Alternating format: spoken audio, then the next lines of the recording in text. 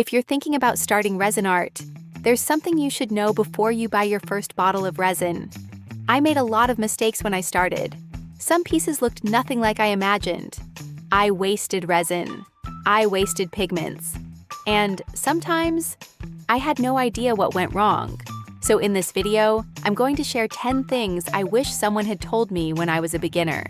If you're just getting started with resin art, this could save you a lot of time, money, and frustration. The first mistake I would avoid is buying too much. When you discover resin art, it's very easy to get excited. You see hundreds of pigments, molds, glitter, tools, powders, and accessories. And suddenly, you want all of them. But you don't need all of that to start. Start with a good resin, a few basic pigments, mixing cups, sticks, gloves, and the tools you actually need for your first project. Learn how your resin behaves before buying a workshop full of supplies. Trust me, you'll discover what you actually need as you create.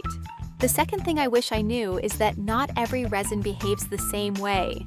This is especially important if you want to create ocean waves.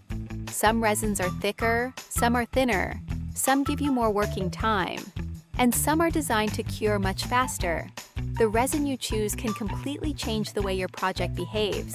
So don't choose a resin just because someone says it's their favorite. Find out what it's designed for, how long it takes to cure, and how it behaves when you add pigments. Once you understand your resin, everything becomes much easier. This is one of the most important things I learned. Mixing resin is not just about stirring it for a few seconds. You need to follow the manufacturer's mixing ratio and instructions carefully. And when you mix, pay attention to the sides and the bottom of your cup. A poorly mixed resin can look perfectly fine at first, and still fail later. So slow down, scrape the sides, scrape the bottom, and take your time. In resin art, rushing usually costs more time in the end. One of the biggest lessons I learned was how important heat can be. When you're working with resin, heat can help remove bubbles and help you manipulate the surface. But more heat does not mean better results. Too much heat can damage your resin, create unwanted effects, or even ruin the surface. And if you're trying to create ocean waves, controlling the heat becomes even more important. I used to think I just needed to move the heat gun until the waves looked right. But over time, I learned that small movements and controlled heat can make a huge difference. So don't fight the resin with heat. Learn how it reacts to it. Let's talk about bubbles. If you're new to resin, bubbles can be frustrating. You mix your resin and suddenly you see hundreds of tiny bubbles everywhere. But here's something I learned. Don't panic. Some bubbles will naturally rise to the surface while your resin is resting. Gentle heat can also help release surface bubbles, but the best solution is not always removing bubbles after they appear. It's learning how to prevent them in the first place. Mix slowly, avoid whipping the resin, and don't constantly move your resin around. The calmer you work, the easier it becomes to get a clean surface. And this one is probably the most important. Don't expect your first ocean wave to look perfect. I definitely didn't. When you see beautiful resin ocean art online, it can look almost effortless. But what you don't see are all the pieces that didn't work. The waves that spread too much, the waves that didn't move at all, the colors that mixed together, and the pieces that simply didn't look the way you imagined. That's normal. Every failed piece teaches you something about your resin, your pigments, your timing, and your technique. So don't throw away the experience just because the piece didn't turn out perfect. Sometimes your worst piece teaches you more than your best one. Another thing that took me time to understand was pigments. The pigment you choose doesn't just change the color. It can change how your resin moves, how transparent it looks, and how the final piece feels. For ocean art, I love being able to see different levels of transparency.